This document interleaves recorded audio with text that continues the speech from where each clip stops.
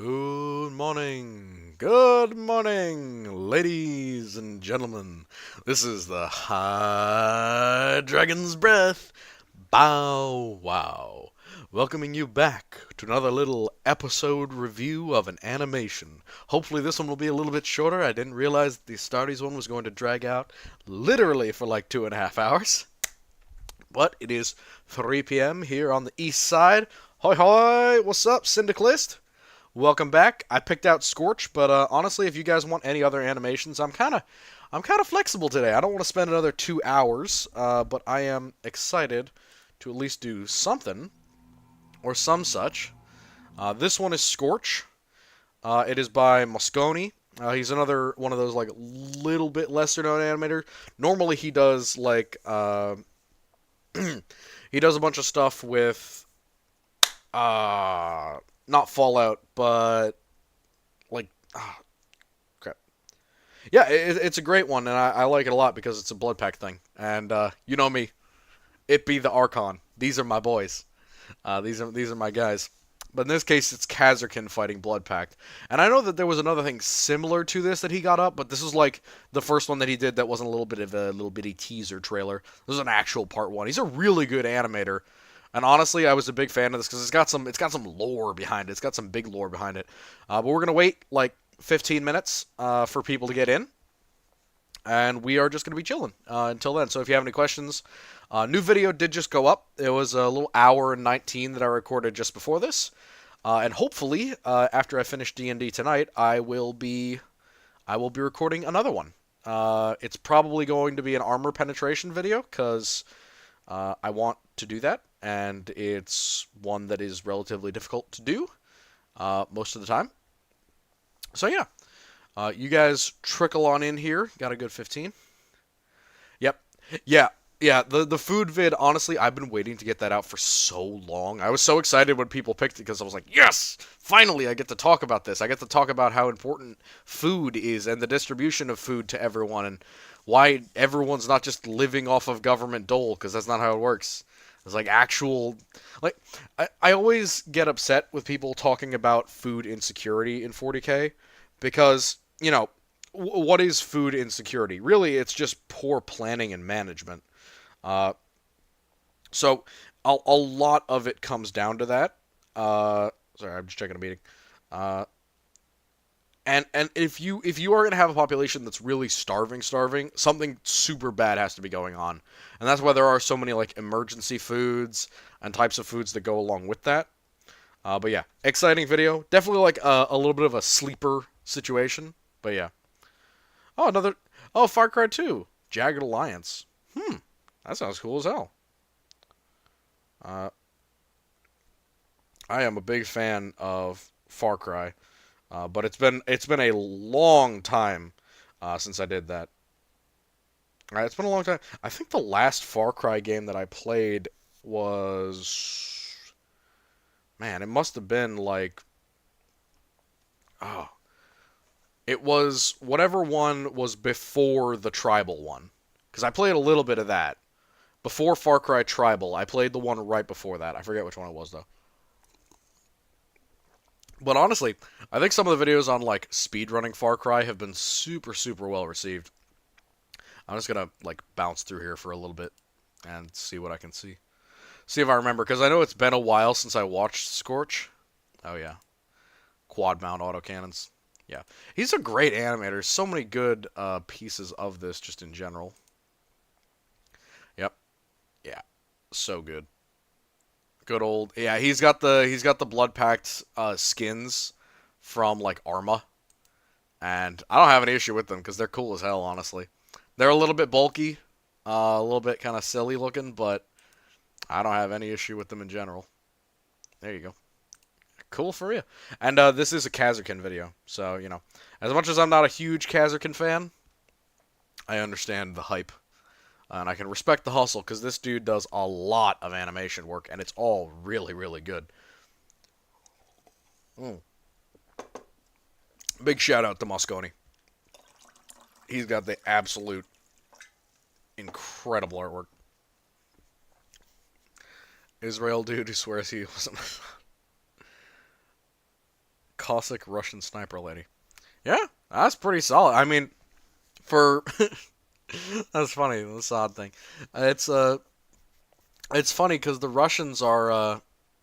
We always think about them as having such an incredible special forces and special ops. It was interesting. A couple of weeks ago, I got the VDV video games. VDV, Snivel Privet. Their whole like propaganda piece about how the VDV are so advanced and specialized because they're paratroopers and they're paratrooper light infantry, and then they just get absolutely obliterated in Ukraine to the point where one of their regiments just needs to be rebuilt from the ground up, and the other one lost every single vehicle and 80% of their people. But then again, like those formations were so undermanned at the beginning of the conflict anyway that them getting smashed is not all that much of a surprise. I remember one of them was deploying with a naval marine infantry squadron from the Black Sea, and that I don't know how you end up deploying with naval infantry. Like, I know it's a thing that Russia does because their navy doesn't really do a lot of navy to navy fighting all that much, but that's just weird. Like, how do you interact with the equivalent of like a marine force that have never done marine things? I don't know. It's interesting. Yeah. Also, Cossacks, they are a different ethnic group than Russians, but I don't know if they consider themselves Russian. No, they probably consider themselves ethnically distinct, I would assume, because the Russians don't see the Cossacks as exactly the same as them, especially not as like the northern and eastern Russians. Same way that Siberians are like different than Russians, but they're considered Russian. Uh, yeah, airborne ops are super bad if you. Oh yeah, well I know they are different, but I don't know if culturally they consider them how close is a Cossack to a Russian in a Cossack's mind, and how close is a Russian to a Cossack in a Russian's mind. I don't know. I think during the Soviet Union it was probably a lot less distinct, but now they see the Chechens as also being Russian, but very different. Yeah, yeah. There's those Cossacks, and then there's also the Chechens, which are a different ethnic group as well. Yeah, airborne ops are bad if you leave them unsupported. Well, here's the thing: it wasn't even that they were badly supported; it was just the fact that they didn't have any heavy armor. Like they had T-62s and stuff, but they got knocked out really quickly, and then they had no reinforcements, and all of their BMP their BMPDs and stuff that were lightweight and were basically penetratable by like light anti-tank weapons and by heavy machine guns was not a solid plan to essentially use them as troop carriers, because they were not well protected at all. Or also the tactics weren't great either. They really were expecting to just meet no resistance, which balls, not really the best plan. But who knows? Maybe they'll get rebuilt into a more a more functional force at some point. I'm gonna look through my recommendeds and see if there's another animation we can look at. Because I do like this one, but I also we could go through. I don't want to talk about this one. The day that I talk about the secret level video, it's just gonna be a rage review because I hate that animation so much. Maybe we could do the Death Corps of Krieg animation because it's related to Vrax. That'd be pretty cool. Oh yeah, and then there's this one. This one's also related to Vrax as well. Huh. Maybe we'll do a double today. Maybe it'll be 2 videos. We'll see. We'll see. Those are both good. Yeah, you want to do that one because it's 5 minutes? I could do that. Even when they work as paratroopers, they die in droves in any op. True. 82nd Airborne, Fallschirmjäger. Basically, paratroopers are known for dying in the air and then proceeding to die on the ground as well. Oh, by the way, while you're here, can you give me a volume check on this? Tell me if it's audible over my voice or anything, alright? Like, can you hear me over it? Are you still able to hear me when it's going on? Because, wow, holy shit. See, this is one of the limitations of animation, is that it has... Oh, fucking hell. Is that it has only so many types of things. Volume sounds good? It has only so many types of assets that you can actually, like, keep. Here, I'll open that Krieg one in another window. Which one do you want to see? Do you want to see the Kriegsman War Against Orcs, the initial thing that they used for the Kriegers to be released as a model set, Or do you want to see the SFM animation? Because the SFM animation is really cool. I love Warhammer SFM animations. Honestly, they're some of my favorites. But this one is also good. And it has some things that I can complain about and some things that I could... SFM animation. Let's open both, and then when somebody else comes in, we will take their opinion. Not that I don't value your opinion. I want to check on what everyone thinks so that I don't start something that I can't stop, because I do need to stop at like 5 o'clock. Here was the other one I wanted to see, Steel Coffins. I need to watch that. We need to keep. I'm actually going to write down right now that we need to watch Steel Coffins, because it is one of the best videos that we have. Remember, watch Steel Coffins animations. Yeah, Steel Coffins by Cybeck is literally one of the best animations, I think, in the entirety of the setting, in my opinion. But let's watch Scorch first, because Scorch is really good quality. Yeah, we will do that in another video, because I only have a couple hours today, and this is going to be like maybe an hour-long video. But in another 5 minutes, if it's just you and me, then we get started with just you and me, because I'm actually fine with that. That is the great thing about this, is I can actually do it with just one person watching, or with no one watching, because it just becomes a review video, which is nice, because everyone knows, skip 15 minutes into the video and you get the actual content out. But we'll see which one of these Deathcore of Krieg ones will do. If it's just you for the whole thing and they don't disagree, we're going to watch the SFM one, because I do love SFM. Oh, man. Yeah, Steel Coffins is great, not only because it has a lot of lore behind it, but also because it's more blood-packed stuff, and there's stuff I can comment on. It's tank warfare. It's, like, my favorite thing. It's basically my thing. Like, I don't want to say that like I'm the only one who does tank reviews or tank info, but tanks are my thing. Tanks are my shit. That's, like, my whole point to exist. I am the tank guy. At least I try to be. So it's Kazakhan log entry 4117.141. 9. So it's 4 is probably a unit, 117 is probably month and year, maybe? And then Millennium 41, year 9, maybe? Or Millennium 41 and unit 9, depending on which one is regiment and which one is notation. Blood Pacts, so it should say the Blood Pact. So Blood Pact's reach expands unchecked, their forces multiplying with alarming fervor. Their rapid militarization poses an unprecedented threat as they conquer worlds with ruthless efficiency. So, Kazakhan cool. Yeah, agreed. I do like them just as heavy infantry. I just think that they get way, way, way too much press in comparison to other heavy infantry regiments. Especially because they're not really a regiment. They act more as special ops. So, they're cool. I just don't like... I don't treat them the same way as normal heavy infantry, because they don't really deploy that way. They deploy as spec ops. Also, again, they are basically like Cadians, where it's just like, oh yes, Cadia! Cadia good! Me love Cadia! Love me, Cadia! Love me, Emperor! Simple as. Absolute brain death. Yeah, Deathcore Grenadiers and Tempestus Scions. Yeah, I'm a big fan of heavy infantry in general. I just think that they get a lot of press, and I'm also a chaos guy, so inherently I'm against them. Hello, my French friend, El Emperor Protege. Hi, how you doing? Yeah, I don't even know if the Deathcore Grenadiers technically count as heavy infantry, because they don't really wear all that much body armor. They basically just wear their, like, lobster plate, which is the equivalent of, like, yeah, it's a heavy carapace breastplate, but they don't have any of the other armor generally. Or at least not from the images that I saw. But yeah, Tempestus Scions are definitely cool. Again, they're a little bit overhyped. I prefer the more regular heavy infantry regiments that use more vehicles. Specifically heavy vehicles. Alright, since we do have somebody else, can I create a vote in chat? Is that a thing I can do? Apparently not. That's fine.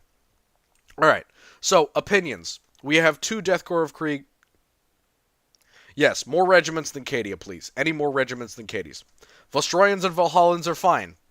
I don't have anything necessarily against them, but they're not exactly my favorite regiments. I like ones that really have nothing on them, because I can be absolutely free with the lore. Or Mordians. Yep, Mordians are cool as well. They're a little bit of a younger regiment, but yeah. So, do we want the Deathcore of Krieg SFM animation? Or do we want the more official Warhammer 40k, like... Oh, not this. Oh, this is the cringe. Oh, well, this is part of the same video. That's another cool one. This has scions in it, so that would be cool. But do we want to see the one with the orcs and vespids and everything? Yeah. So it's all the Krieg. Oh man, this is like all the official Krieg animations in one. So which one do you guys want to see? The SFM or the more like official complete Krieg stuff? Give me your opinions in this last minute, and then we'll keep going with Scorch. And I'll finish off because I want to get this out in a reasonable time frame. What do you guys think? Your vote's SFM. How about you, Neo, French homie?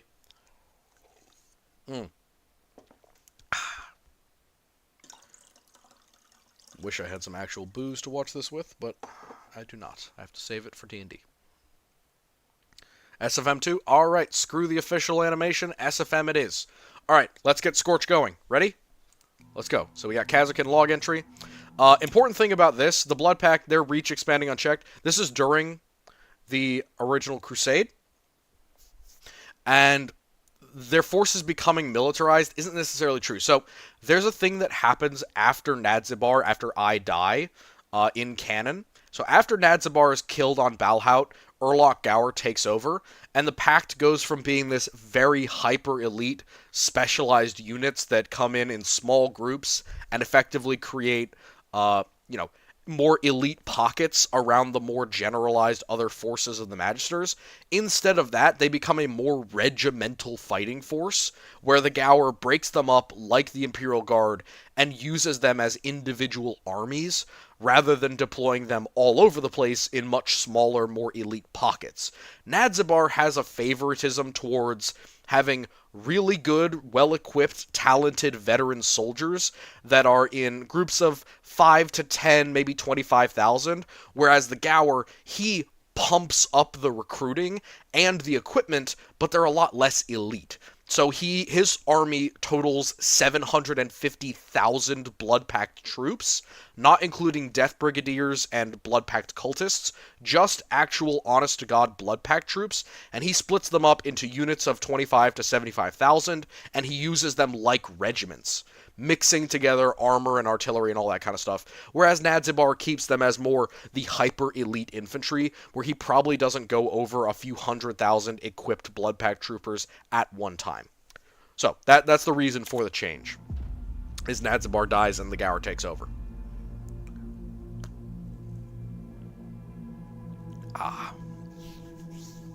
Produced by Mosconi. Give your love out to the homie. Chaotic Voices. Vox and the Void. Black Cell Audio. All of our homies, good to have them sponsored here. So, immediately we can see some Lehman Russ tanks knocked out, the destruction of an Imperial Street Hood, some barricades over here, some what look like non-standard vessels, big old light in the sky. I'm pretty sure that's orbital bombardment. Yep. So, we are on Eclipsum Prime, the agricultural sector B776. So, this looks to me like a civilized or agri-world that's been gone over pretty well by the horrors of war. Look at all that rebar, all those I-beams and damage here. Love this stuff. Yeah, I love the French nuclear warnings.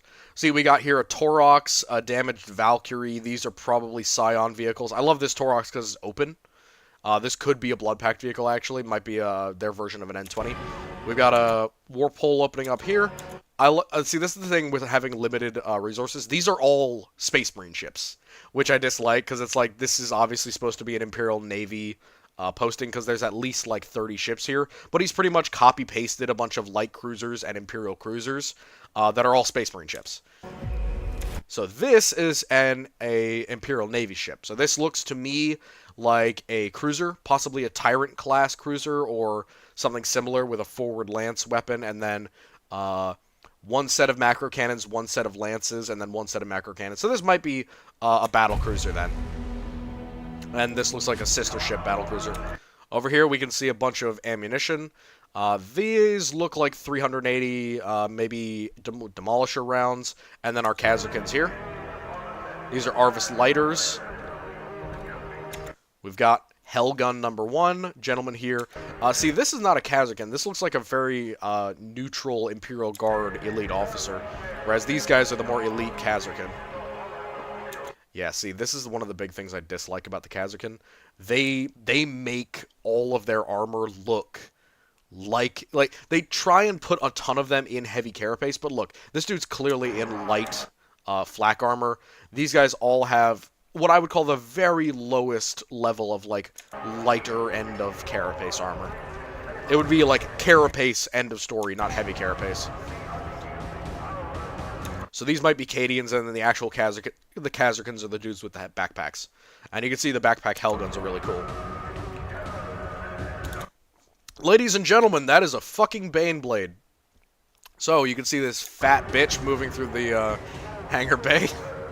God, I love the Baneblade so much. I have no idea. That might be something moving underneath. So, Plasma Gun, Hellgun, Bayonet, Colonel. It is the Baneblade! Alright, so, we've got our first look at our Kazakin here. This is another, see, okay, those guys before, regular troops. These guys, Kazakin, notice the difference. Three-piece helmet. He's got the helmet, he's got the goggles, and he's got the rebreather. All hooked together, all one piece, covering his entire body. If he just put up his neck thing a little bit, he would be 100% covered, all of his skin covered. 2, he's got the automatic targeter for his Hellgun. Very important thing. Not all heavy infantry have this, but it's a very helpful thing so that you can fire the Hellgun from the hip and have really good accuracy, because effectively you have a heads-up display muzzle reference sensor for the end of your gun, so you can see where you're pointing without actually aiming.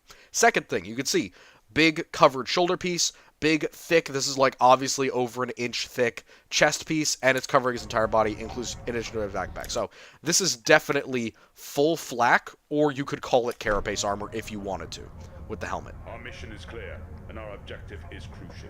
We have been tasked with infiltrating the sinister abyss of the Cardinal's dominion and putting an end. Yeah, anytime that you see the lit up helmets or the goggles even, there's a pretty solid chance that that's a heads-up display. To his reign of heresy and corruption. So, we've got a enemy cardinal here. Not uncommon for the Blood Pact to install a religious person. Now, they're calling him a cardinal. It might not actually be a traitor cardinal. It might be a magister or a Damagower who is pretending to be a cardinal and is a heretic member of the Blood Pact who is working for the Gower. And so there are different ranks within the Blood Pact. The highest one is Gower, and technically the one above that was Archon. Archon has only been held by one person. Technically, legally, has only been held by one person, by Nadzibar. Gower technically takes the title of Archon, so he becomes Archon Gower. But Gower in itself isn't a name. His name is Urlach, but his actual title is Gower. Gower is a title that means leader of the Blood Pact, basically, whereas Archon means leader of the entire Zhou Sanguinary, or all of the different cults that are organized to take the Sanguinary worlds. Below Gower is Magister. Magister is like a leader of another cult other than the Blood Pact within this Chaos Allies unit, or the Chaos Axis, as it were. And then below Magister for the Blood Pact is Ita Gower, which, again, it's closer to Gower. Ita Gower is essentially a colonel or a general. Then below that is Damagower, then Sirdar, then lower versions of Sirdar until you get to like Fel Damagower and things of that nature. So that's kind of the rank structure. So what I think when they say cardinal is that's a Damagower, because Damagowers are related to recruitment and religious ideology within the pact. This is a semi-covert operation. You all have been implanted with an inhibitor device to neutralize any psychic interference he might attempt. Our mission is not... Alright, so, inhibitor device. I think that's straight up bullshit. I'm not gonna lie, I think he's lying to them. So, a mechanical method to try and interfere with psychic residue or damage will not work. It would generally not have all that much effect upon a person in terms of their ability to resist psychic capabilities. However, if they think it works, things like purity seals work this way, things like protective rites or prayer work this way. If they think that it protects them, if they think there's some sort of mental blocker keeping them from psychic interference, that can actually stop the psychic interference. So it's almost like a placebo effect. Just a swift kill. We must ensure his influence is eradicated. We'll maintain open comms channel for coordination, as we will be divided on 2 fronts. The Emperor's light guides us, and we stand as his avenging angels. This is a crusade of right. See, I don't know if I'd want to call myself his avenging angels if there were any Marines around, but that's just me. Righteousness, and the fate of this mission rests on our shoulders.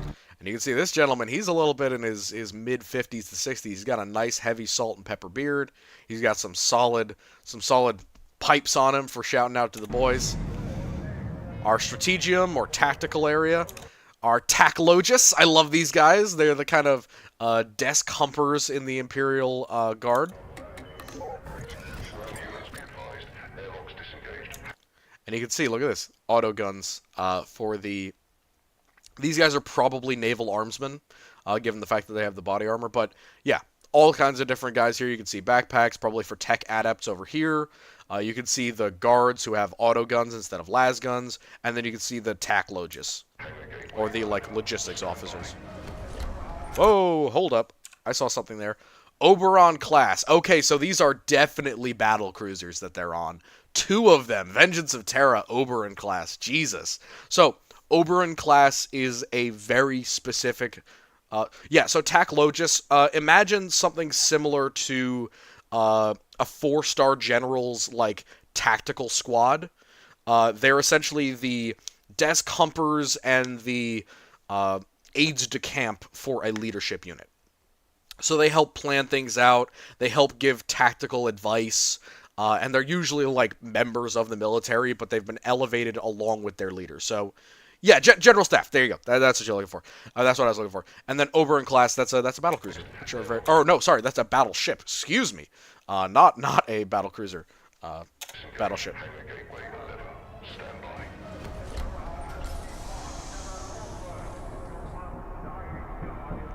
Oh baby, it's Valkyries all day.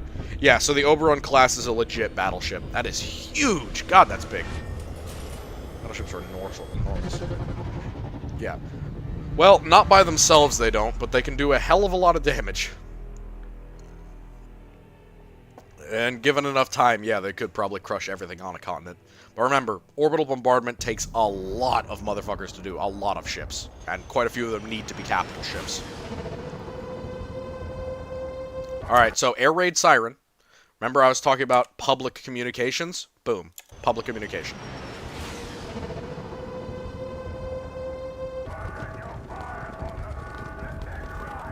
Okay, so we have our Blood Pact troopers here.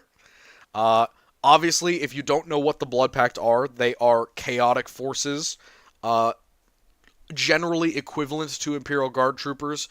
They're provided with equipment, armor, weapons, all that stuff from actual Forge Worlds in many cases, or stolen from the Imperial Guard. You can see that he's straight up wearing an Imperial Guard helmet and rebreather, so he's pretty much got the same stuff that Khazar can have. This gentleman has his helmet, the bowl or soup bowl style helmet, and the more traditional armor. So this dude is clearly more veteran than this guy, which you'd think the dude who looks like he's better equipped, he's probably more veteran. No, this dude is using the old style helmet and the old style face mask. Now, if you don't know, the face mask is literally Nadzibar's face. This is my face. This is a template made off of my face. So it's created... Yeah, what's up? How you doing? So yeah, this has been created to mirror Nadzibar's face. And it was used back in the day to make the Blood Pact different from the other Chaotic Troopers, and nowadays it is kept for some of them, and some of them just choose an angry face instead if they're younger and not so related to Nadzibar. So if they were inducted under Urlach Gower, they won't necessarily use Nadzibar's old face coverings, because Nadzibar's dead at this point. Yeah, always love air assault, helicopter operations, need more Valkyrie ops. I want more just aircraft in general other than the Valkyrie. The Valkyrie's cool, but I want more aircraft in general that just get used for that. So, plasma gun you can see there. These gentlemen are in what is definitely like some repurposed flak plus some steel stuff. Again, you can see here, classic for the Blood Pact is a lasgun. This gentleman actually has a sight grafted onto his lasgun, but you can see these are like actual legit stamped lasguns. Same thing here. He's got what looks like an ACOG or a holographic sight. Another type of helmet, pretty consistent for the Blood Pact, is the Pickelhaube. This is one of those old-fashioned helmet styles, but you can see all of them have their faces covered.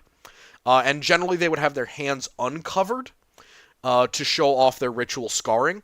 But some of the better equipped ones might not do that in the name of protection. And another thing that you'll see a lot is their armor is segmented because it's made out of both cheaper ceramite or it's made out of chopped steel. So this is a common thing where you'll see kind of the jagged edges and the segmentation. And that gentleman looked to me like he was carrying an MG34, so I'm going to check again. Yep, so there was a bipod here. So, Pickelhaube, I will show you the picture. Oh, crap.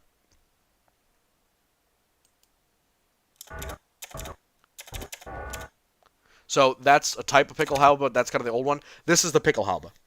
It's the bowl spike helmet from the Germans used in World War I. So you can see this guy has more of an Imperial Guard helmet, but he's got the old style of face mask. And he also has a dual feed mechanism. Now that's an MG42. So yeah, a dual feed mechanism MG42. Another set of the bulky armor here. Another face mask here in the old-fashioned soup bowl style helmet with the more modern armor. Another las gun. Here's a good one. So we got this knight type armor here. This is definitely the equivalent of the heavy carapace. Yeah, MG42. Hey, Aussie. Welcome. We're already getting started. So the Blood Pact do use the Icon of Khorne, but they also have their own version of the Icon of Khorne that also includes the Chaos Star, because at their heart, they are a Chaos Undivided Force. However, they also worship Khorne when they're on the battlefield, because that's Khorne's domain. Essentially, if they were off the battlefield, if they were building civilization up, if they were working on agriculture, or if they were planning something, they would wear different iconography, or they would switch to different iconography, but they've been at war for so long that most of them just default to Khorne, and the tradition of the Blood Pact is very blood-related, so a lot of them do worship Khorne with a little bit of preference, even though they're an undivided force. Technically. Here we have some definite bruisers for the Chaos Force. They've got kind of these conical steel helmets, definitely heavy, and if you can see from their armor, their gorgets, this is heavy carapace equivalent, or at least carapace armor. So pretty solid protection, and you can see here as well what looks like a long las rifle, or a Lucius 98 that's been modified into a hotshot or a hell gun. And then this gentleman has what looks like another Lucius 98 kind of modified into a hell gun or long las. And you can see the backpack on both their armors and a little light / possibly a targeting. Oh, damn it! They've breached Sector 4! Ready the flat cannons! So, prepping the flat cannons. Yeah, so they are probably from a similar thing because they would have gotten that equipment from a Forge World. So it's entirely possible that that is literally helmets for the Skitarii Vanguard that have been modified for them. So we're prepping some flat cannons here. We got our lovely 35mm autocannons or 20mm autocannons, depending on which variant it is. You can see that these are all painted like a dull, dusky red. For the Blood Pact, we have a tradition where we dip all of our armor and our weapons, equipment, uniforms, etc. in the blood spilled on the battlefield. So that's a consistent theme for us. Yeah, Hydra Flak Battery, definitely go Burr. But so that's a consistent theme for us. We tend to do that a lot. It's a long-standing tradition because we're from a feral world. And you'd also see, even with the Hydra Flak Batteries, they also still have a heavy bolter in the hull. Little bit of a janky animation there, but I love it.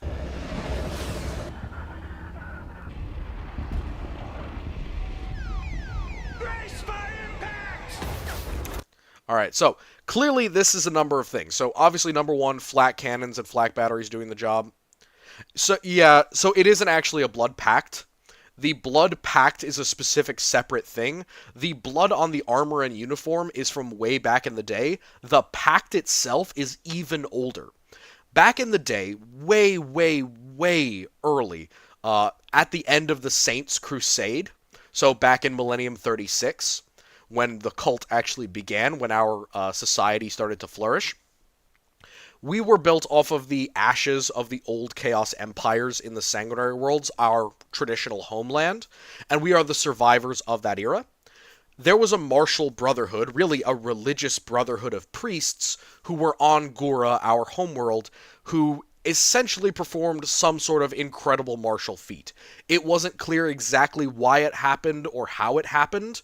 The theory is either that they were protecting a traditional church or cathedral or hold fast on our homeworld, and their martial prowess and holding out for multiple days in like an Alamo situation resulted in their long robes turning completely red.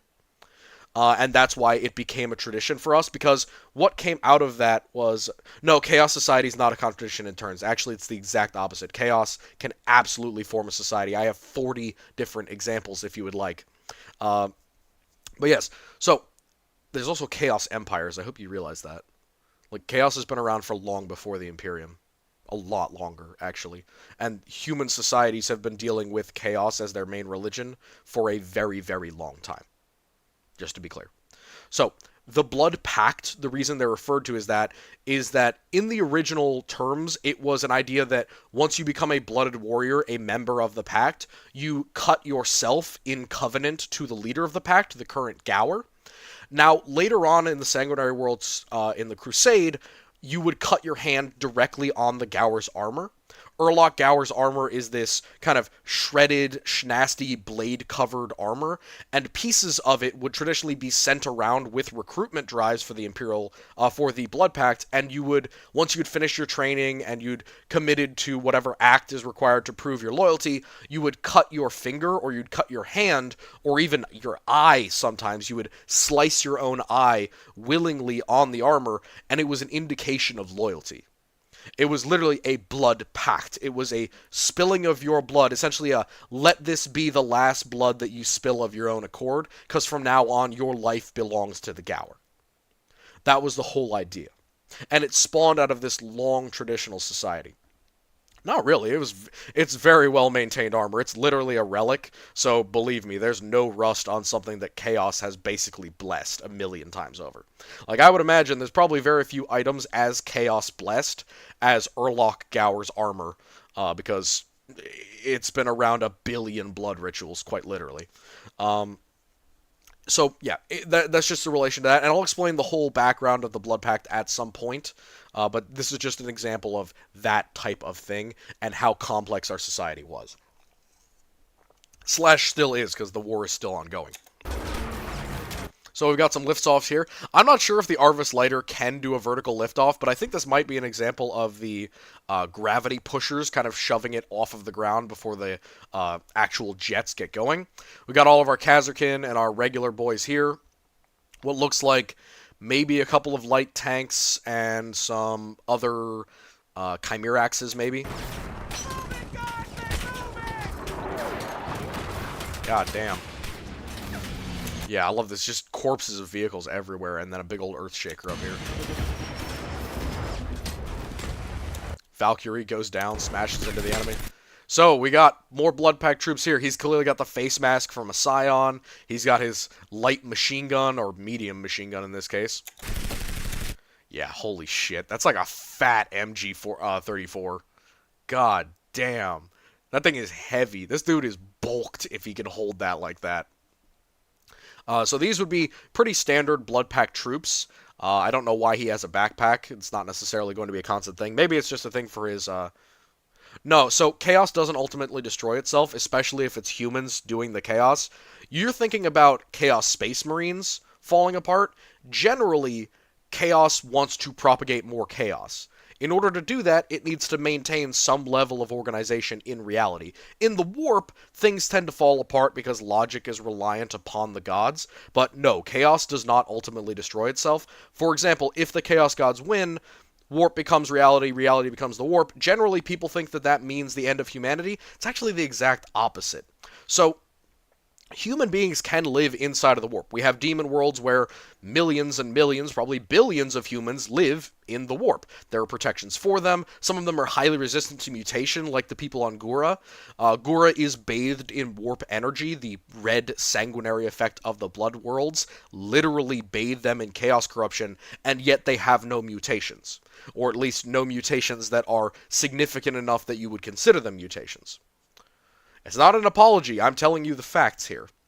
Believe me, I am Nadzibar. I am speaking of my own society. I have done nothing but research this for multiple years. So, yes, that exists if Chaos wins. If Chaos flips reality and the warp becomes reality and reality becomes the warp, or they just both become the warp, human beings will continue to exist. generally, if you are loyal to Chaos, Chaos Corruption does not affect you all that negatively. Now, if you are resistant, or if there is force of Chaos upon you in reality in a way that isn't controlled, unlike the Warp or unlike the low dosage that you'd get on somewhere like Gura, that can have negative effects upon you. So, no, Chaos does not destroy itself, and no, I'm not a Chaos apologist. So the MG reminds me, yes, it's the MG 131 is the one that you're referring to, and yeah, it does kind of look like that. Sadly, though, the MG 131 doesn't really have a ground version, and its barrel's a little bit shorter than that. But yes, I definitely see it could be something like that. And in that case, this is probably like a 60 or 80 round magazine rather than the like 120 that it probably is with a, I don't know, what is it, 7.92 8mm Mauser. Yeah, just shreds. Also, I love, hold up, I want to see that again, because he has, like, two different, yeah, so he's got two different ways to hold it. He's got a side mount, he's got an underfolder, and he's got a top grabber, and he has a bipod. This dude must be absolutely ripped under his uniform, because this probably weighs, like, I don't know, 50 pounds. That's a heavy as hell gun. And you can see all these guys, you know, the eyepieces, the backpacks. This is probably a Vox pack. But they all have body armor and pretty nice rifle weaponry.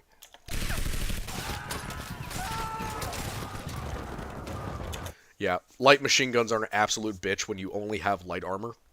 Got a nice MG42 here, again with the kind of double snail. If you wanted to see a good picture of a Pickelhaube. Yeah, he's got them cornate roids. He's got those corn roids for sure. MG42 right here. Nice little pintle mount. The lovely flash hider. Beautiful gun. And he's probably just got like sunglasses, not an actual heads-up display. So they do favor a lot of light machine guns in the Blood Pack, not only because they're cheap and easy to produce, but also because they give you a pretty solid advantage. That looks like a really small melting gun, or something else. I'll have to see.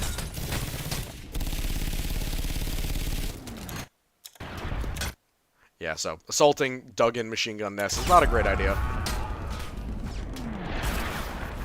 Hellgun. Really cool Hellgun. So, this is really cool because not only can you see all the extra reinforcing bits to this, but you can also see the scope. And you can see, they're grabbing, the Blood Pack troops literally just have Imperial gear. It's just stolen. Look at all the skulls and wings. But you can see, plasma gun, Hellgun. Oh, sorry, those guys aren't Blood Pack. These are the Kazakh, sorry. Sector, just focus on the objective, goddammit! Unidentified object on a rapid descent trajectory, sector B776, likely hostile. Oh boy, you never want to hear rapid descending object upon your sector, likely hostile, and also unidentified.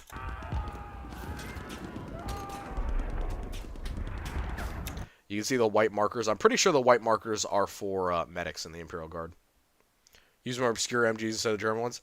Yeah, I would agree, but I think that since this is made off the Arma engine, the MG34 is probably, or the MG34 and the MG42 are probably the most common ones that they can get their hands on. But I agree, they should make more machine guns. Oh boy. Something be falling out of the sky. Oh, shit. Yeah, so I'm pretty sure this is just a straight-up Chaos Armiger, which the Blood Pack don't really have a ton of these around. Matter of fact, they really don't show up in many of the books and stories that we hear about them. But the Blood Pact and the Zhou Sanguinary as a whole make a lot of alliances with a lot of different people. Yeah, he is looking orky. I agree with the teeth and everything and the skulls. Yeah, he for sure looks like some sort of orc construct. Yeah, but it's an Armiger class. Armiger class! Armiger class! Armiger class! System online, proceeding to engage. It's murder time. Armiger class! I love this. The inside of the average Chaos Knight is just an absolute nightmare of wires and cords. It's just so poorly organized because he doesn't give a shit anymore. Everything is about spilling blood. Who cares if I have wires obscuring my vision? But yeah, you can see this kind of classic Princeps looking armor. He almost looks like a Power Ranger. Chaos Power Ranger. I love it.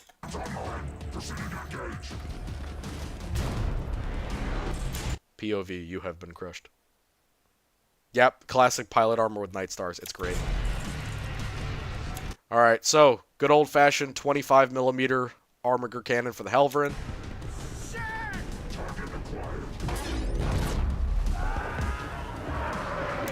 So, that didn't make any fucking sense to me, but let's watch it again. Alright, looks like he took a single shot and basically shot a Lehman Russ, and it exploded, but we'll see. Okay, so he's got a Reaper Chain Fist, or just a chain sword in general. Yeah, hospital server room. Hilarious. He's got a top-mounted heavy stubber, and he's got his autocannon slash... I think they're trying to pretend that's a las cannon, but it's clearly an autocannon.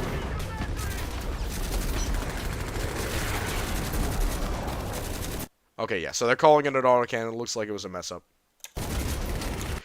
Maybe he missed... I mean, he probably missed the guy, but he definitely hit the tank, because there was a giant explosion. Let's go back.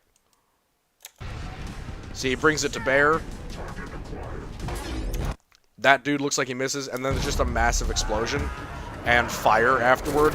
So I think that they're trying to imply that there's something up with that gun that's abnormal. Or possibly that he got an ammo rack or something, which, again, with the 25mm autocannon, no. That's not going through a Lehman Russ's armor. However, I don't know. Maybe he's using special ammunition. Maybe it's blessed. Could be any number of things. But no, normally I think you'd need to get right next to the side of it. Or, you know, maybe he shot it through the track or something. I don't know. But either way, I think that's a little bit unreasonable.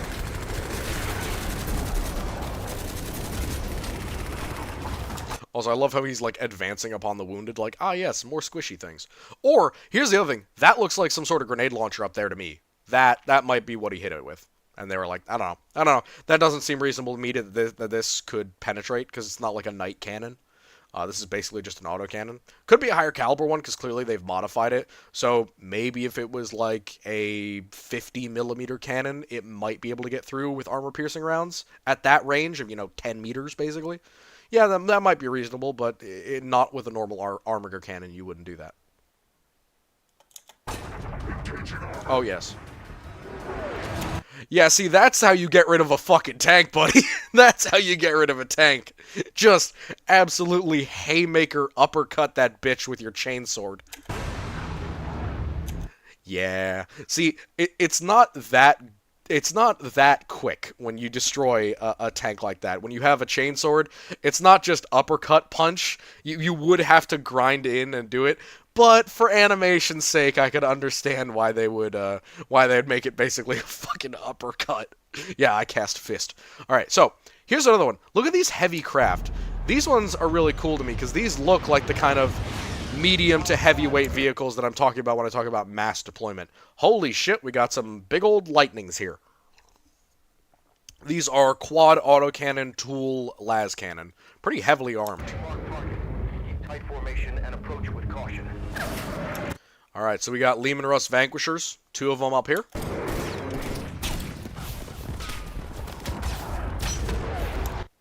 Inside of a tank getting chainsawed, just so much spalling. I mean, yeah, spalling, but also just, like, the horrifying noise of armor being ground into dust. But yeah, if I were that armorer, I would get my ass out of here. Also, that is possibly the slowest moving armorer I've ever seen.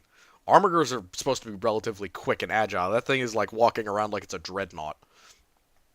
But if I was facing 2 Vanquisher tanks and all I had was an autocannon and a chain fist, I would be getting my ass out of the road. Because they can kill me pretty easily, shields or no. See, like, this is the thing, this is the issue with, like, using Arma as a thing, because that was also an MG42 that the Imperial Guardsmen had. Here we have our classic autocannon, probably a 35mm from the size, maybe a 25mm. Could be bad maintenance causing bad movement. That's a good theory. But if it was bad maintenance, how did he drop from the fucking sky? That's my question. How do you drop from... Chaos does not make people dumb. Oh my goodness. Well, it makes some people dumb. That's not necessarily true. It depends on who you are. It can make people very aggressive, for sure. Def using one of the Arma packs to make the Lehman Russes look more realistic? Correct. Nice autocannon. It's a semi-auto. Clearly he's hitting the armorer because shields are down for whatever. Aren't as tall as usual. Lord, I don't think Chaos made Lorgar dumb though. He made his decisions before he was worshiping Chaos, dude. Like he's not the example I would use to show that Chaos makes you dumb. If anything, Lorgar falling to Chaos made him smarter. Yeah, I'm not gonna say he was built stupid, but he wasn't built right. He was built a little bit off. They forgot to put the quit in when they made this one. Hey, RPG, one of my favorites. Heretic. Not all heretics are stupid, but Lorgar is definitely something. I don't know about stupid. He is a Primarch, but it makes some decisions before he fell to Chaos that weren't a great idea. But yeah, built not according to manufacturer's instructions, let's say. See, I love this. They're just using light anti-armor weapons to take it down. Fox 1, out. Fox 1, motherfucker. Yeah, so between rockets, between tank shells, and between autocannon rounds, you can take out Armigers. I agree. This is a solid thing. The only difference is that he has no shields, which he should definitely have shields. Armature neutralized. Yeah, Armiger down, basically. Yeah, I like this. This is really solid. Great animation, honestly. For being like an Arma anime. See, like this is another thing. This is clearly like some shit from Stalker. like this is definitely an Arma thing. But you can see the targeter. You can see the 40k influence. But 100%, this is some shit out of like Stalker and Arma with the helmet and the gas mask and everything. See, okay, we got classic Stahlhelm here, classic Stahlhelm, classic Stahlhelm. So, lots of classic stuff, and then we have plasma gun, las gun.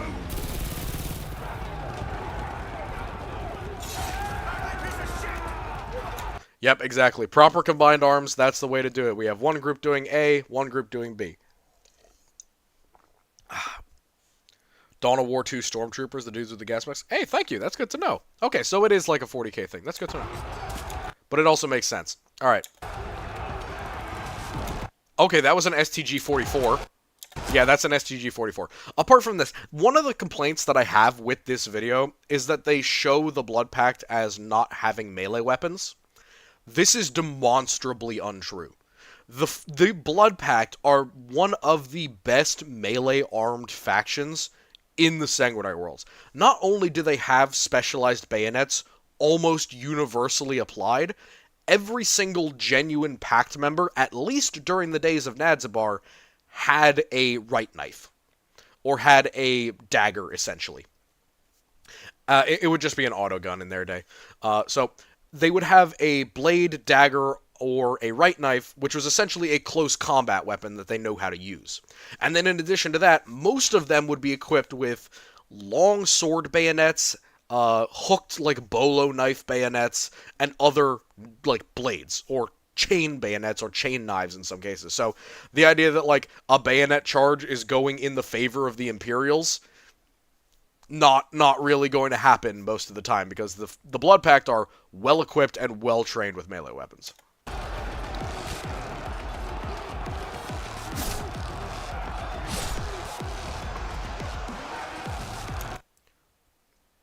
GDA.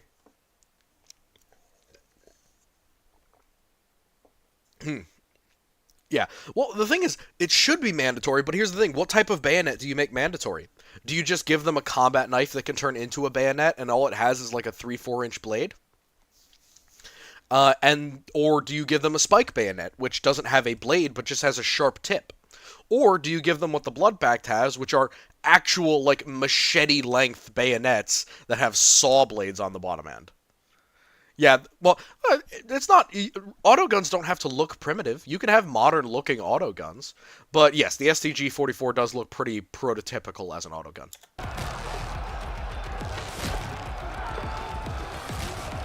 Dude, that dude just straight up looks like that dude just straight up looks like a World War I German soldier.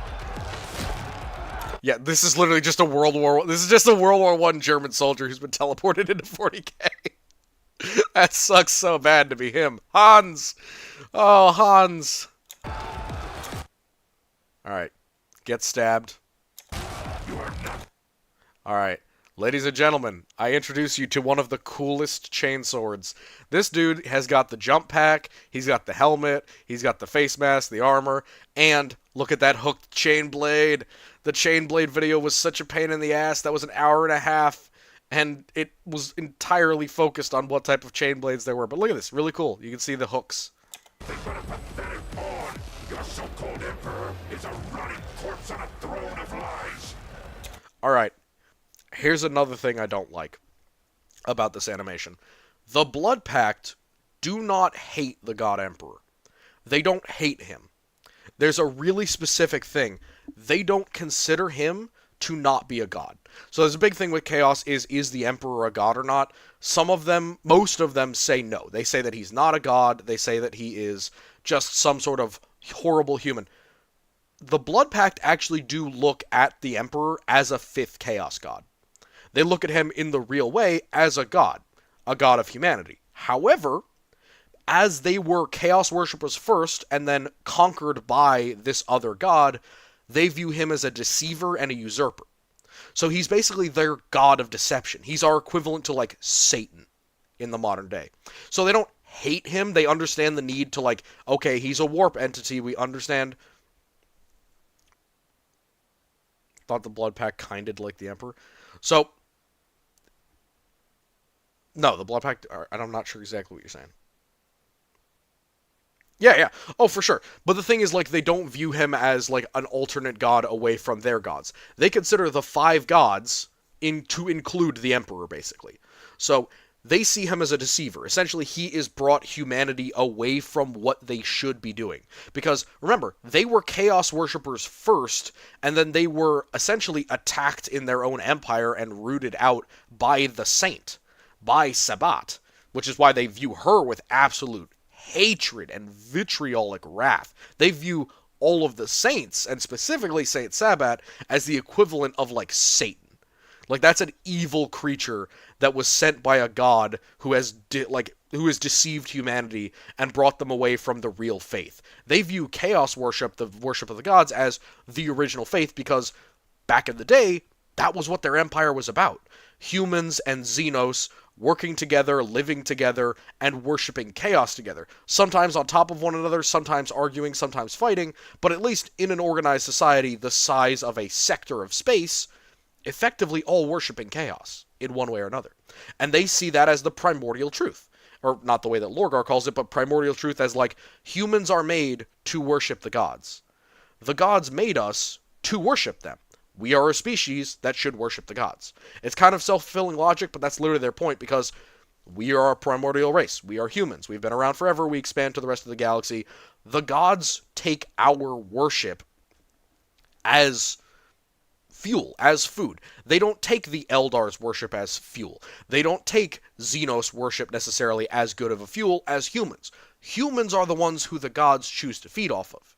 So, we should worship the gods. It's clearly part of our own existence. And here's the thing. Humans and Xenos working together, it's a little bit more complicated than that. There were multiple mini-empires that rose and fell. Some of them were under Chaos control, but most of the aliens who were in charge of the ones that were alien-controlled were actually aliens who worship Chaos, like the Grell, for example. Most of them were gone by the time of the end of it, and the Luxotl as well. But in some cases, they were actually working together. For example, at the very end, fighting the Saint, there was no leaders and worshippers anymore. It was just everybody is on the side of Chaos working against the Imperials. And, of course, there were actual human empires of Chaos worshippers in there.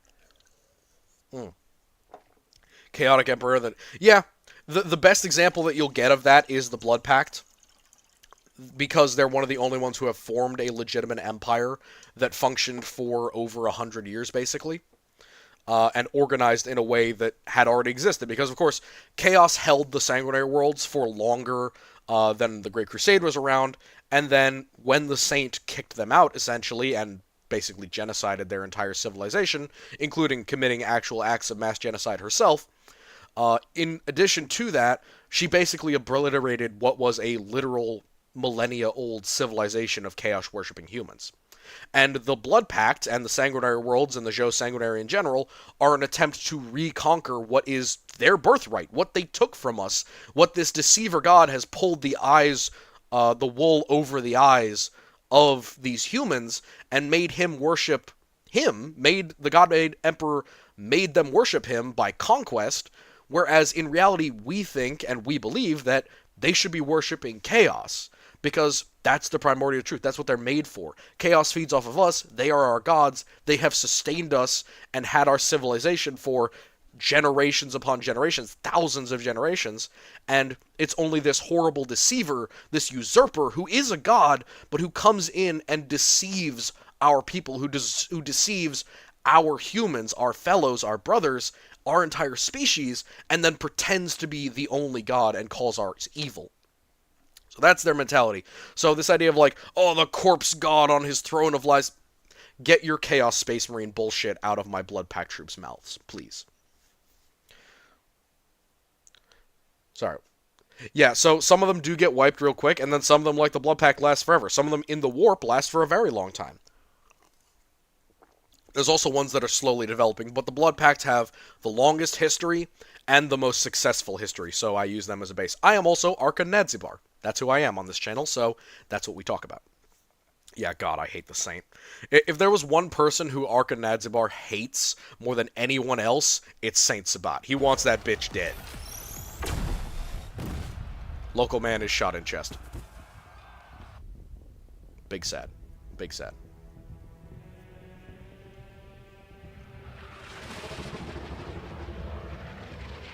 Bro, if you're saying that Chaos Society is less militarized and violent than the Imperium, you are dead wrong. Not sure exactly. Oh, Bolter! Bolter! Bolter! Bolter! Bolter! We got a colonel with a bolter! Bolter! Yay. Good thing. Love bolters. Alright, gentleman has what looks like a like a drum shotgun or a big old autocannon. A big old autogun. This might be a PDF command. We'll see. Our armored battalion was highly successful in bringing down the anti-air emplacements. Oh, he's Scottish. Although our recent aerial bombardment campaign has had a negative effect on their main ammo depot. Yeah, so human bolters are a lot smaller than Astartes bolters. Facility is directly inside. The shield barrier is active. Belay our demolitions team and get a Cyclops into the... I don't know why this dude is yelling. But also, yeah, personnel scale, but another thing, it could also theoretically be a bolt pistol scaled up. That is the thing that happens as well. The same thing the German officers... Oh yeah, the neck protector. Yeah, you're right. Oh yeah, they are bulkier, but I'm saying it could also be a bolt pistol built up. Once they breach it, why is this dude screaming? to take out the barrier and the nearby ammo depot. The explosion from the facility is our gateway to the Cardinal's location. Once we get in, we take them out and go home. Oh boy. That's a big-ass missile. Okay, hold up. Where the fuck you launching a missile out of? This is like a Goliath transport. Where are you launching this missile from inside of this? I don't know how this thing is getting launched. That's not really a thing. It would be from the top. That doesn't make any sense. Alright, sorry. Just saying that's a little weird. Yeah, like, are they setting up a rocket launch inside of the hangar and firing downward? That shit seems so impractical. It's like, yes, let me just roll out this massive missile onto the floor of the hangar and launch it from like a mile away. Yeah, maybe the perspective is weird. Possibly. Could be. That's a big missile. Looks operator, north side, sector 14, come in. This is radio operator Sarah. I read you, Sergeant. Farah, we need those remote-controlled Cyclops tanks deployed immediately. You're the only way we're getting past that shield barrier without suffering major losses. I need to confirm with you that there is at least a single tank left behind enemy lines. Is that clear? Copy that. Yay! Cyclops, aka the rolling frickin' bomb. Signal is recovered and tanks are en route. Alright, so we got what looks like some Paxons. Yeah, we got Paxons. Make preparations to initiate the reactor cores on the Dreadnought. If there's even a hint of a breach in our shields, alert the High Cardinal at once. So again, High Cardinal, probably a Damagauer. especially with these many Paxons. This dude, these really heavily armored guys, they might be Death Brigadiers. That is a common thing, especially for personal bodyguards of magisters or of elite dudes who are left in charge of a thing. He might also be a pater. Pater is kind of an external rank for individuals of high importance, especially of social importance, who are in charge of planets sometimes. For example, Pater Sin, Pater Quul, they have ranks outside of the Blood Pact because they're not necessarily soldiers. They're more like really good diplomats. And they might have Death Brigadiers with them. Death Brigadiers are the step above the average Paxon. They will be almost universally equipped like Tempestus Scions or like other heavy infantry units, and they are used very specifically as bodyguards or life wards. Why do all the Chaos Worshippers, filthy heretic cultists, draw the Chaos Star in such a way that some parts are cut off? Because this is an animation. And also because he doesn't know what the actual symbol of the Blood Pact is, because I made it. And nobody else ever has bothered. So if you want to see what that symbol is, you're going to have to wait for some art to come out. By the way, art for the channel is coming out, and the dude who's doing it is fucking incredible. And I will literally make an entire video, probably a live stream and a video, just glazing the art and the artist and go through all that shit with you guys. Because I'm not going to lie, I fucking love the art that he's doing for us. And we are going to have a great time with that. Yeah, the Danger Roomba. Yeah, I can't wait to see it either. We're so close. He's got the color and everything, and it's got all that stuff finished. Oh, it's so close. It's so close. See, I love this, like, holographic vision thing. Oh, I will definitely go over Nadzibar lore while going over it. 100%. It's a triptych, so it's 3 different images that go through Nadzibar's life. So we will 100% do that. Look at this shit. So cool. It's like the projector screen of what it's seeing. Also, our little tech adepts here, / possibly a priest. Approaching target. 20 seconds. See, this is another thing that other Chaos Forces don't do. Chaos Forces generally don't take prisoners. Blood Pact do. Ah, the Doomba. Cyclops in position. Detonating.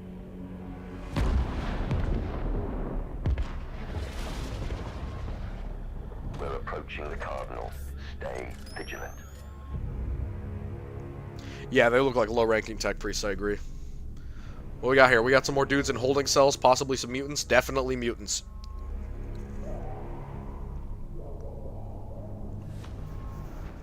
Hey, that looks like...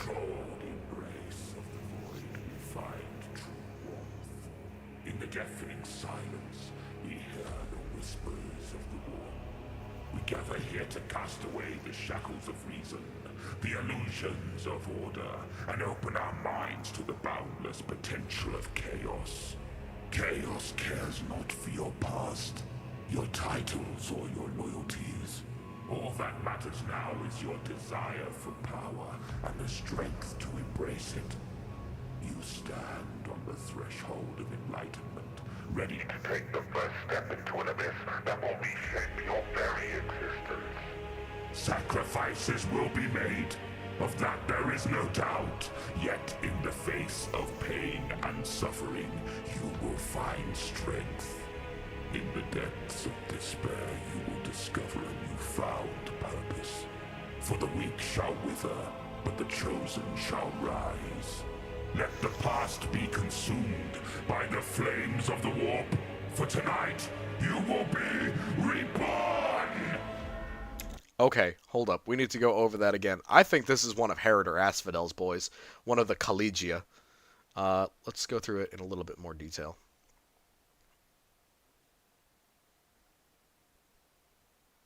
Yeah, those were 100% Chaos Astartes, and we'll analyze that once we get to the end of this.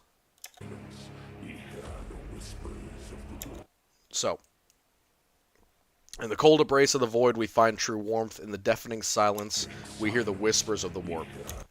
So, it is a common thing within the beginning of Chaos ideology that you go into the extreme.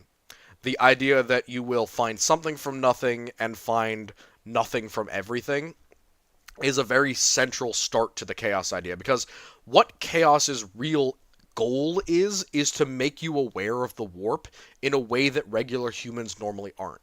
Regular Imperial civilians don't even understand what the warp is. They don't really see it as a different dimension. They don't understand that it's basically the realm of the gods. So the idea is that we need to disturb your way of thinking of reality. We need to get you thinking beyond your regular way, kind of that higher order conceptualization, in order to make you capable of understanding what the warp is. Because what is your natural reaction to things like demons or warp mutation? It's negative. Overwhelmingly, it's horror. It's terrifying. The idea is that if we get your mind thinking outside the box into what we see as reality, where you can perceive these things, then you're able to accept it, and that's when you can benefit and serve chaos. Whispers of the war. We gather here to cast away the shackles of reason, the illusions of order. So, cast away the shackles of reason, the illusion of order, open our minds to the boundless potential of chaos. Boundless potential. It's always the phrase. It's always the first thing, because these are people who live in a limited world. They're people who live with a limited conception of what their lives mean and what it means to be human. At the end of the day, the Blood Pact genuinely do believe that you're not fully human until you have really embraced this concept, because it is only natural. It's breathing air, it's drinking water, it's eating. It's a concept that is ingrained within the human soul, that it is connected to the warp. That there is this inherent belief of connection between us and the gods. And this relationship is neglected by these shackles, this order, this concept of limitation, which chaos theology almost universally intends to throw off. And open our minds to the boundless potential of chaos. Chaos cares not for your past, your time. I mean, if you want to call demons parasites, that's your prerogative. It's a different way to look at it. After all, you don't have to be a host to benefit. This gentleman's clearly not a host, and he's benefiting quite heavily, believe me. From this gentleman, it's clear that he is hooked up to a lot of different stuff. He also has a mechadendrite over here. Could be a mech boy. I think it's more likely that he's one of Heritor Asphodel's boys. So the Heritor is a possibly traitor tech priest slash maybe a individual of just Leonardo da Vinci level inspiration, who turns to chaos to help Nadzibar. Yeah, he's not Dark Mech. This is not Dark Mech. 100% no. Yeah, so I think he's one of Heritor Asphodel's boys, part of the Heritor College. But we'll talk about that when we talk about the cults of the Joe Sanguinary. Titles or your loyalties. All that matters now is your... Yeah, so these guys are definitely Blood Pact, and you'll see in a second what I think is either a bunch of Blood Pact soldiers or possibly his personal death brigade. Desire for power and the strength to embrace it. You stand on the threshold of enlightenment. So again, to regular people, this putting out, to an Imperial, this is horrifying. This is a terrible speech about some horrible shit. To somebody who's under the control of chaos but isn't a warrior or a soldier, this is inspiring. This is the concept of going beyond. This is the concept of self-improvement, quite literally. It's the idea that you can be in better connection or attunement with your own soul by praising the gods. But to soldiers, this is a lot more, especially to Pact Sons, who are genuine worshippers first, soldiers second. Remember, the Pact originally started out by a martial brotherhood of priests. That tradition has held on. At least during Nadzibar's time, during my time, it held on. Ready to take the first step into an abyss that will reshape your very existence. Sacrifices will be made. Always important. Sacrifice. Something about you has to change. Something about you has to move, to change. Your soul, your mind, your heart. Something has to embrace. Without this change, with the resistance that comes inherent with a lot of Imperials, that's when things go badly for you. That's when you become Spawn, when you get mutated, when you have madness set in. Resisting is the most surefire way to make sure that you can't benefit from chaos. If you accept it, if you're prepared for it, if you're ready, if you're absolutely on board, you can purely benefit and have none of the downsides. That there is no doubt. Holy shit, that's a lot of Pact Sons. Remember, even at their height, there's probably no more than 750,000 Pac Suns. This is like a few hundred of them, maybe 1,000. And this is why I think they might be Death Brigadiers. Because look at them.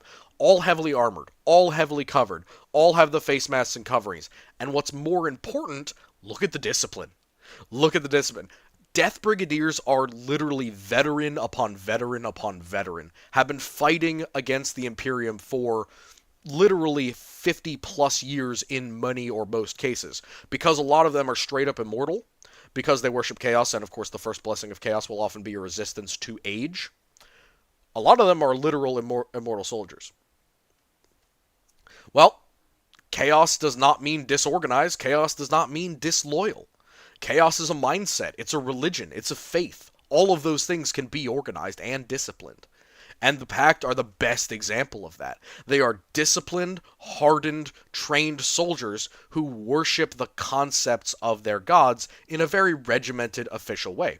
Here's the other thing. While they are worshippers first, they also defer to religious individuals. They are soldiers as well. They aren't meant to be sitting down on the battlefield or self-glorifying or self-praying.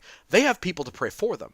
Now, it's usually someone like a Damagower or a Magister who prays for them to the gods, but like the Catholic Church, essentially, you have someone communing with you or for you to the gods rather than doing it yourself. And that's one of the reasons why the Pact are so different and why they lack any of the glory hogging of other Chaos units. Yet in the face of pain and Look at this dude. He just had to be different. He's probably... I'm gonna bet this dude's probably a Sirdar. Or maybe like a Fel Damagower or something. He's got the different type of helmet. He just had to be different. Maybe he's a squad sergeant.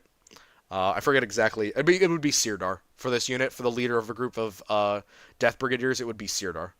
suffering, you will find strength. In the depths of despair, you will discover it. We got some homies praying over here. Getting ready for the ritual. Getting ready to awaken what is probably an Iron Warrior's Dreadnought. And then... yeah. Again, it's more of that kind of topsy-turvy reversing conception that is in this speech. So, more of that. You found purpose. For the weak shall wither, but the chosen shall rise. So, the weak shall wither, but the chosen shall rise. This is an important thing. Often you look at chaos as crushing the weak and the unwilling. The weak are not necessarily the physically or mentally weak.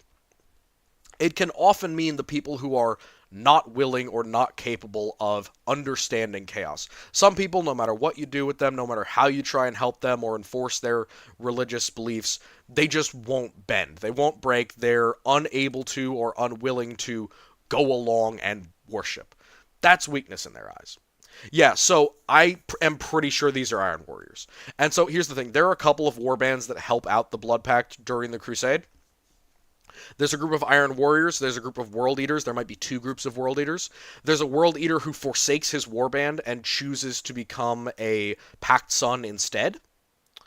Don't the Iron Warriors kind of think that people... No, so the Iron Warriors believe that people who worship chaos and let it be masters over them is cringe. The Blood Pact are the exact opposite. They are human supremacy, essentially. They believe that it is natural human inclination to worship the gods, and they intend to build a society based on that worship. They're here for a long time, not a good time. So, like the Iron Warriors, while they may use chaos and be on the side of chaos and have a religion of chaos, they are not ruled by it. They have actual leaders who aren't insane. Yeah, so again, the Iron Warriors are big on using chaos and centralizing chaos in terms of your ideology and your theology, but the Blood Pact don't let it control them. They don't have unruly soldiers. They don't have crappy leadership. They have both incredible leadership, organization, discipline, and what's most important, loyalty. Insane loyalty. The Death Brigadiers are literally life before the life of your master. They are life wards. They will promise to die before their lord is slain. And that is a level of discipline that I think the Iron Warriors would fucking respect in Chaos humans, considering how most Chaos cultists are. Can you imagine the difference? That's wild. Yeah. See, the Blessed Machine means a very different thing when we're talking about these guys. The Blessed Machine is a demon engine. Let the past be consumed by the flames of the warp. For tonight, you will be reborn!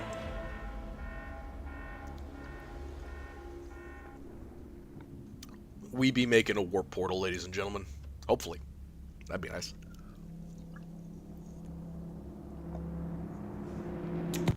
This is an anti-aircraft cannon over here. Just needed to mention that. Or possibly a wall gun. Big ass hole. Explosion, baby. Holy crap. Oh, man. What is that? Oh. Is that a ship? What the fuck? Oh! So, triple armigers, lots of Iron Warriors. Yeah. So, during the Crusade, the Blood Pack, join up with a lot of different forces. Iron Warriors, a small group of Dark Mechanicum, a small group of Emperor's Children. There are some forces that may have access to Chaos Knights or Armigers, but I do not believe that there's a canon example of them. But theoretically, the Heritors College could make something analogous to this, because they're the ones who make the Woe machines, which are 10 times the size of these. But you can see, like, pretty much 30 or 40 different Iron Warriors there. Look at this. Yeah, so there are a couple of Iron Warriors warbands. There's the ones who end up on Airmune. There's the one who ends up on Fortis Binary. One of them is in Ashy Gray, and the other one is in Silver, or Black. These guys might be the Ashy Gray ones. But there are a lot of other groups, so, you know, I'd have to go back into my list. And, of course, this could just be a limitation of the engine. There's also a group of Black Legionaries who join up with them at one point.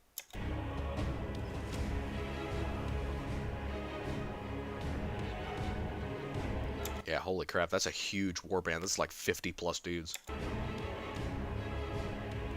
Hey, Predator.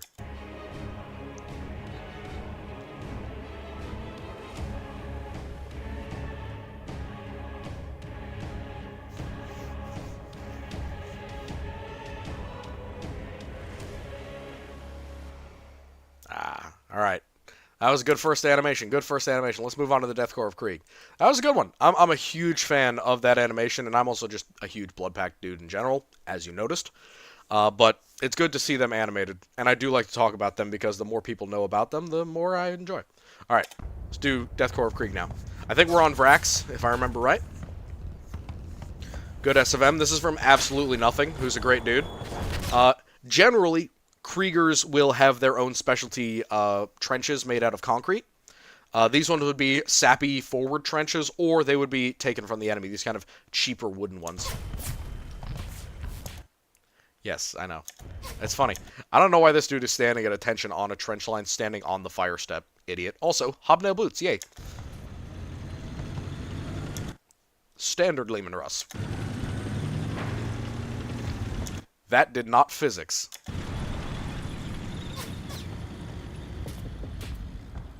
Seriously, why are these dudes standing with their heads above the trench? It's literally built so that you can stand here and not get shot in the face. Bro.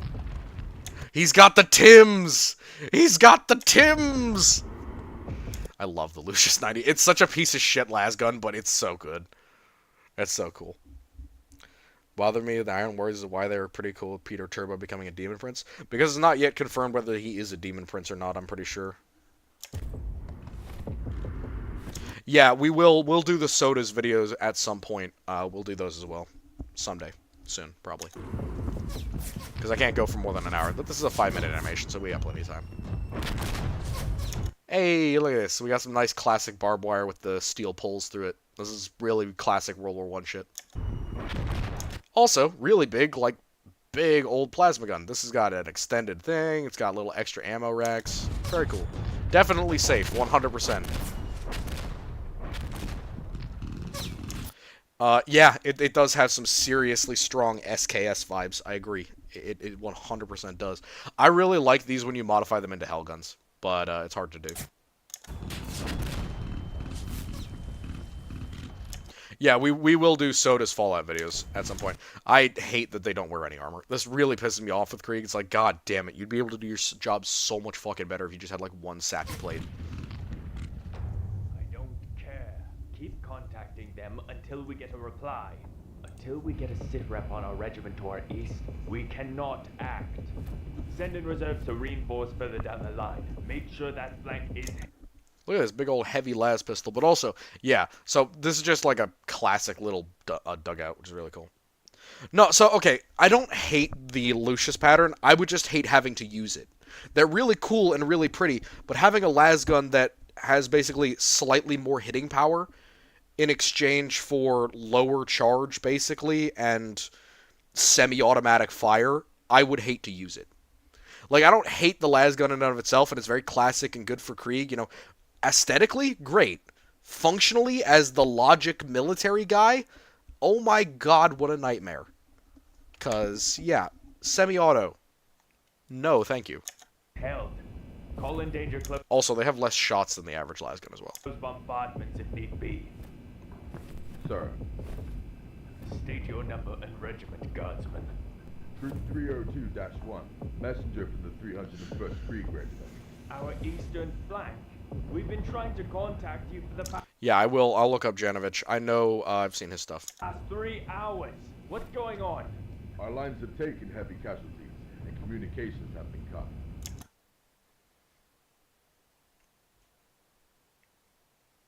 Well, making a plasma-esque las gun, but also just making a worse las gun because everyone else has a good one, and so they want to make one that's very niche and special. Our commander... Yeah, Vrax Chapter 1 is definitely one that we're going to get to, 100%. Remember, I can do these pretty easily on a consistent basis, and I can do more than one video at a time, so... We have Don't worry about orders to take the heretic line that. and secure as much land as possible for the 22nd Regiment inbound. We have to advance. Get our armored platoons ready swiftly. See, armored platoons as well, because the Kriegers have combo arms, so they have armor and infantry, which is great. I want SJ. Sorry, semi-auto, man! Semi-auto. It hits, you know, just a little bit harder than the average las gun. 21 to 28 megathuls, basically. So it has either hits a little bit harder or hits like 15% harder than the average las gun. And yeah, they are incredibly cheap. That's the other thing. So they made one that had a very specific niche market of cheap and efficient. It's DMR. None of them have sights, dude. None of them come with sights. Also, every las gun is a DMR. They don't have range fall off, and they barely have any accuracy issues. Around raining on their lines until... Also, if you want to talk about a real DMR, look at the Type 3, look at the Mark 3 and the Mark 4, and versions of the triplex. That's a DMR. I give the order to stop. Have the guardsmen ready to go over. Guardsmen, where's the rest of your squad? Yes, sir. Good enough if you just practice. Yeah, they are. But a designated marksman rifle usually has a scope. And if you want to talk about ones that look better with scopes, or that have scopes more often, triplex is your man. Very well. And the Mark 3. Yes, sir.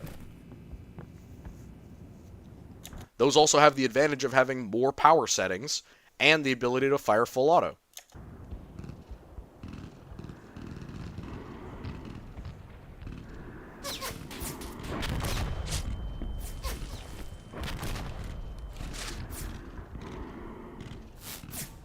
Honestly, they should probably have already fixed their bayonets if they're about to charge. I love the Krieg commissars because they're just like... Their job is to make sure that the Kriegers don't kill themselves intentionally, rather than trying to kill them for being cowards.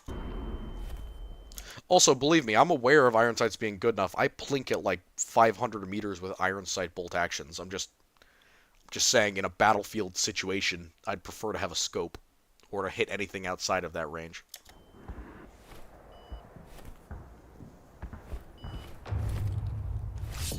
Power sword, baby! Guardsmen! Fix bayonets! Equip bayonets! Be ready for blood! There we go. See, now we got them nice mono-blade bayonets. These are cool as hell. Now, this doesn't show it as well, because there's better versions of them, but yeah, these are like the mono-blade Krieg bayonets. The reason why shovels are not as good. God damn, that's so freaking scary. That's horrifying, legit. Also, bro, why are you keeping the power sword on? You're wasting the battery.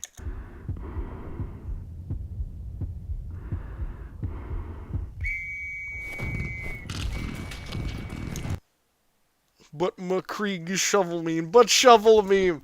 Yes, I know. I'm the bad evil man who has to come around and tell people that their memes aren't real. I know. It makes me it's a great weight upon my shoulders that I have to use logic to ruin people's memes. Huge bayonet simp. Yep. There are some pistols that look really sexy with a bayonet. I'm not gonna lie. The old pistols from the 1800s, the little twig bayonets that came with them, or the percussion cap pistols that had flip out bayonets. God, those look cool because it's basically a knife that you stab somebody with, or the combo weapon bayonets. Those are very cool. Should have bayonets on their autocannons. Unironically, a lot of Chaos Space Marines have bayonets on their autocannons. Mostly because they want to have a melee weapon in addition to them for when they run out of ammo. And also because things like Dreadnoughts can use them to stab people. But yeah, Devastators for Chaos will often have a bayonet on their autocannon.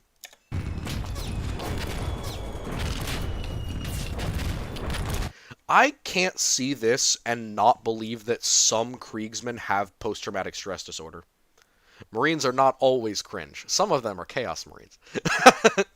But I can't imagine some... Yeah, bayonets on the heavy bolters. Yes. It's silly, but it works. It's silly, but it works. I can't imagine that some Kriegsmen don't come back to their own lines changed fucking men.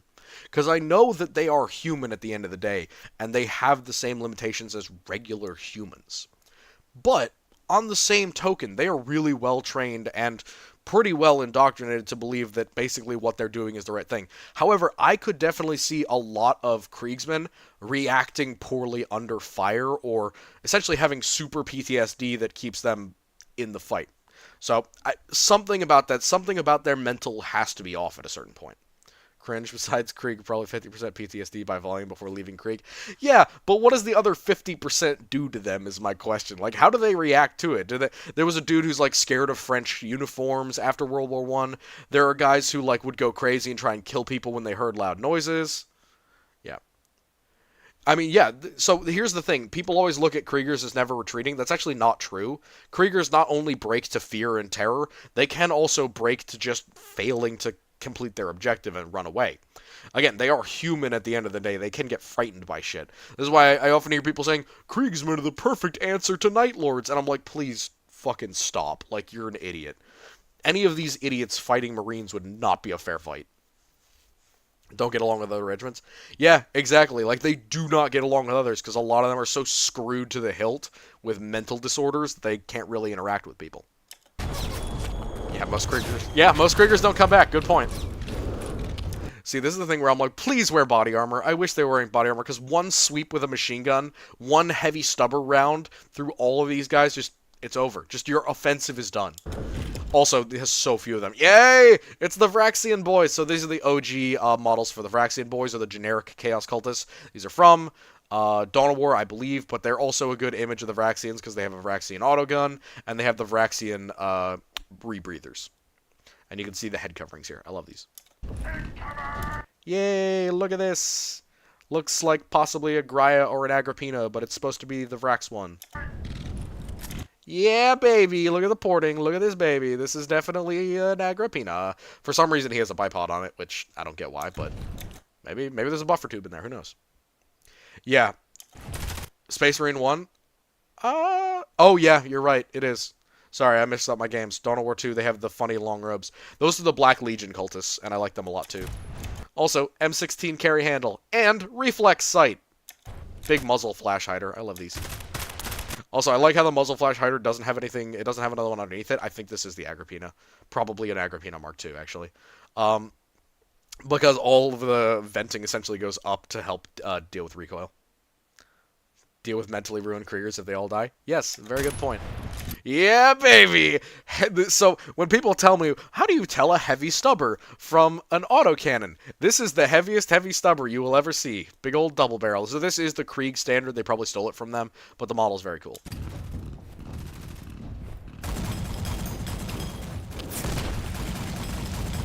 Just fucking obliterating them. This is basically just like a times 10 Villor Perosa. It's cool as hell. I love the Vrax boys. Like, I love their whole army and all their systems. They're another great example of a Chaos army that becomes really, really good at their job. Goddamn plasma weapons.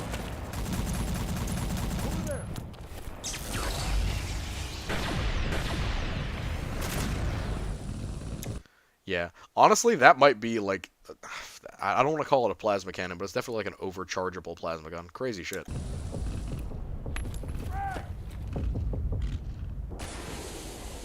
Nope, smoke grenade. Morale service skull uplink, thank you very much. One of my favorite 40k weapons. Yep, the 14.5 or 14.7 millimeter mounted on BMPs. Yep. See, I don't know if this is smoke or gas, but either way, they should be more worried. Yeah. Still semi-auto, but pretty darn good if you get drop on people.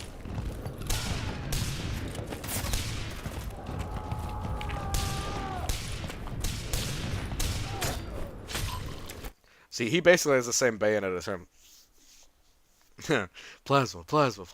So, the interesting thing here that I have about this is mostly the fact that these are very low trenches. So, yeah, just a little bit interesting there. He's got a nice little scope.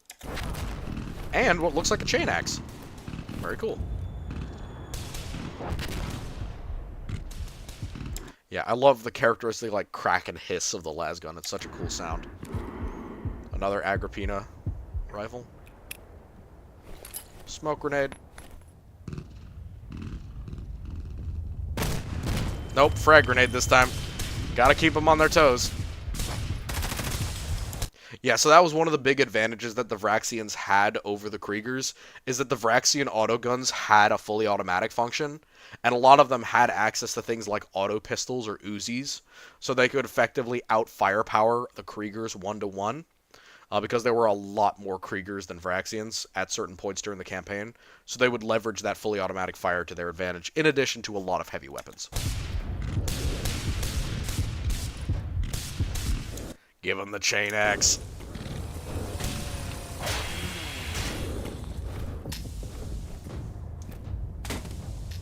I don't know why bro is clutching his chest. He did not get hit, unless he got hit in the armor.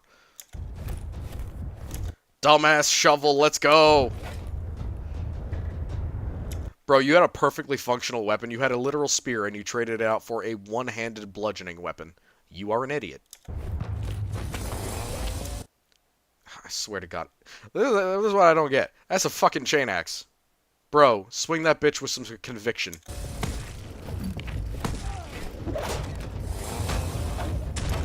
Also, yeah, 100% should have just twisted that shit down and ate his arm up. The vein of Sten guns, Uzis, and grease guns would be super common in 40k. Yes, those are auto guns, and stub automatics and auto pistols would also fit into that range. But just, you know, the SMGs as a whole go into auto gun, stub automatics, or auto pistols. They're also just regular submachine guns. Also, bro, just you have body armor. Telling me a backhand swing from a shovel, just dumb as hell.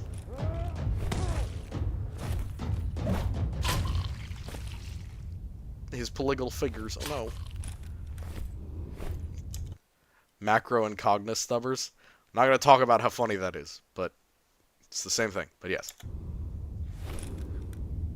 Also, bro, you might want to grab his... Oh, wait, no. Sorry, I forgot. Kriegers can't take their own rifles. That's so freaking dumb, but yeah, he can't. He's not even allowed to take that. Alright. That's about time for me. That's a good 2 animations done. I hope it was enough for you guys. Any questions before I get going? Any questions? Last minute questions? Anybody got anything for me before I finish off at 4:40? Because we're probably going to stop there. Because I want to leave more content for other things. Like, we've got a lot of like 7, 8 minute, 6 minute videos up here. That's going to take more time than I have. So, how is Chaos better than the AdMech? In like what way? You mean to like human beings? You use human beings as basically fuel and animals. Your Chaos God does... Your Machine God basically does nothing for you. That's my main thing. As individuals, the Machine God does nothing for you. Yeah, obviously, Vashtor's not even a thing.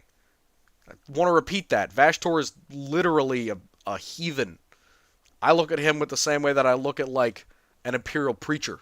They're both bad, just different types of bad. Fun time question. Which 40k lasgun do I want? Oh, I want a Hellgun. I want a Hellgun. I want a Hellgun. Yeah, Vostroya, they have their own customs. Plenty of machine god miracles. Yeah, sure, miracles with your machines. Any miracles that actually help out individual people, make them better as human beings. You know, make them healthier, make them more happy. Any that aren't related to 30k tech priest. Oh goodness. Cyberthurgy. How much of that is technology and how much of that is your god? And how much of it is chaos? That's the other thing. How much of that is chaos? Because, of course, chaos can give blessings to people who don't worship it. It happens all the time. No amount of technology lets you cast magic. You are so wrong. Bro, psi-active technology exists all the time within 40k. There's plenty of ways for technology to cast magic. What are you talking about? Psi-active technology is all over the place. Oh, you're memeing? Fine. Fair. Alright. It's about time for me. I appreciate all of you for coming with me. If there's no other last questions, I will... Necron Talk with Cryptech, also correct. Alright. Y'all have a great day. I will send out another video, hopefully by tonight, but you do have a food video to watch. So I wish you all a lovely